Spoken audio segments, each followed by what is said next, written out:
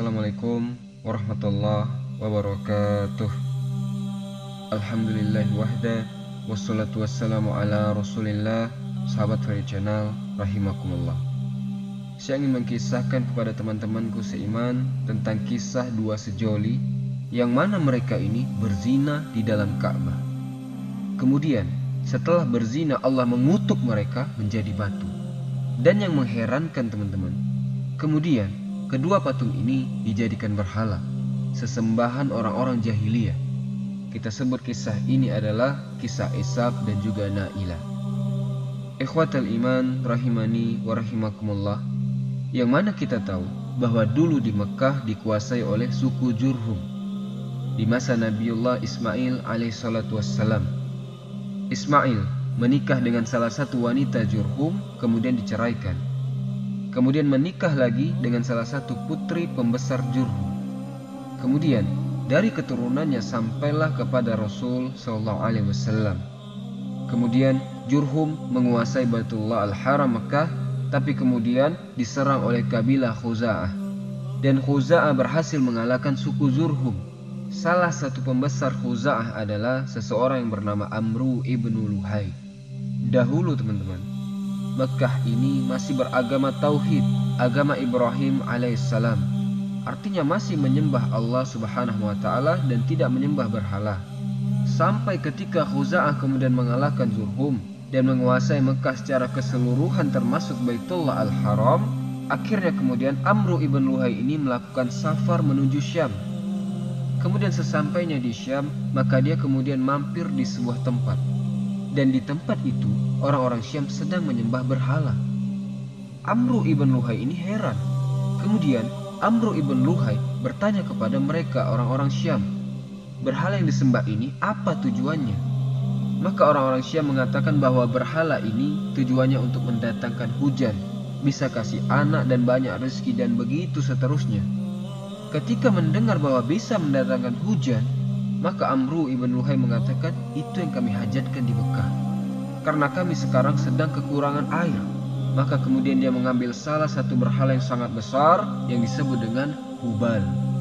Dan Hubal ini berhala pertama yang kemudian diletakkan di dalam Ka'bah oleh Amru ibn Luhai.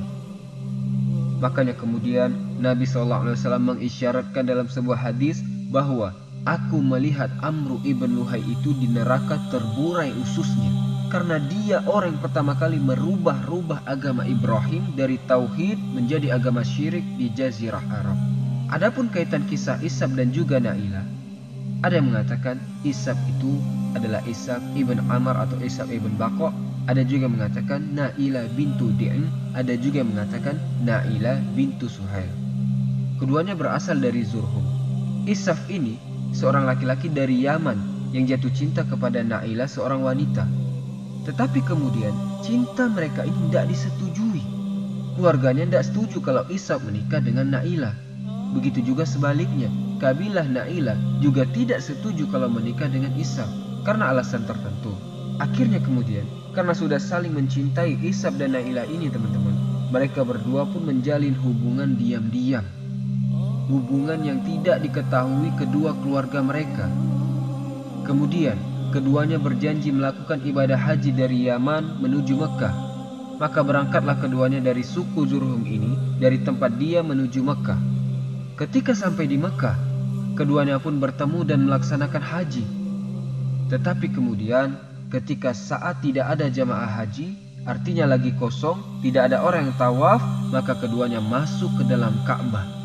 Kemudian mereka berzina di dalam Ka'bah, na'udzubillah. Ketika dia berzina di dalam Ka'bah itulah, maka Allah subhanahu wa ta'ala murka kepada mereka dan mengutuk keduanya. Kemudian mereka berdua menjadi batu. Allah hinakan mereka. Allah jadikan mereka batu. Ketika kemudian keduanya dikutuk menjadi batu ini, akhirnya kemudian orang-orang pun semakin menganggap bahwa Baitullah Al-Haram, khususnya Ka'bah, memang tempat yang suci. Tidak boleh orang bermaksiat di situ. Dan ini teman-teman menunjukkan tentang kemuliaan Ka'bah. Karena kalau siapapun yang melakukan maksiat di situ, maka Allah subhanahu wa ta'ala akan berikan azab secara kontan, langsung. Akhirnya kemudian orang-orang pun mengambil ibrah dan pelajaran dari kisah Ishaq dan Nailah ini. Maka mereka meletakkan patung Ishaq di Safa dan juga patung Na'ilah di Marwah.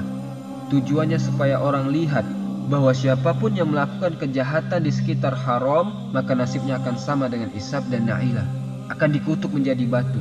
Maka orang-orang pun takut kan, ngeri.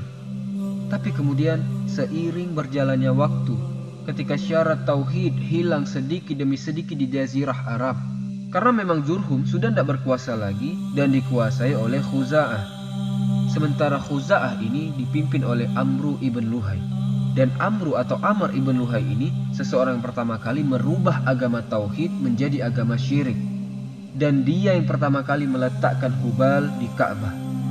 Bahkan dia juga yang memerintahkan kabilah-kabilah sekitar Ka'bah itu, kabilah-kabilah yang jauh datang untuk haji ke Baitullah Al-Haram, disuruh mengambil batu di Mekah untuk dibawa pulang dan dijadikan berhala di rumah-rumah mereka, dan beranggapan karena itu adalah batu yang suci, berhala, dan dijadikan Tuhan selain daripada Allah Subhanahu wa ta'ala.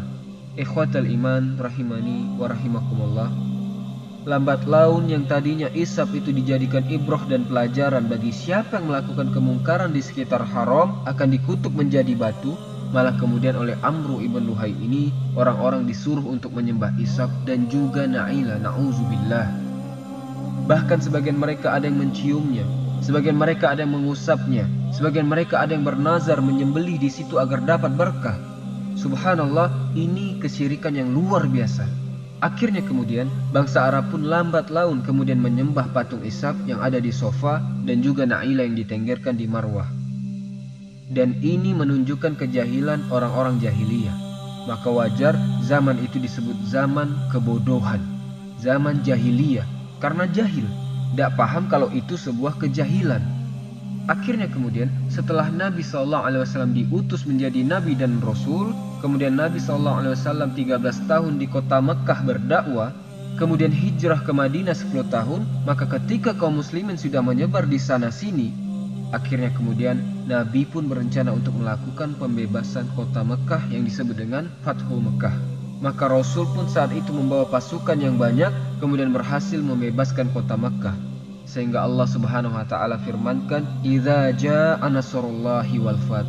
Apabila telah datang pertolongan Allah dan kemenangan, maksudnya pembebasan kota Mekah, diberikan kepada Nabi SAW, maka ketika itu Nabi banyak mengutus para sahabat, di antaranya Khalid ibn Walid dan sahabat-sahabat yang lainnya, untuk menghancurkan berhala-berhala, baik Hubal yang ada di sekitar Ka'bah ataupun Ishaq dan juga Na'ilah yang ada di Safa dan Marwah, Lata, Manat, juga Uzza. Semua berhala-berhala itu dihancurkan oleh para sahabat atas perintah Allah Subhanahu wa ta'ala. Sehingga Allah mengatakan, Ja'al haqq wa zahaqal batil innal batila kana zahuqa. Telah datang kebenaran dan telah hancur kebatilan, dan sesungguhnya kebatilan itu pasti akan hancur dan binasa.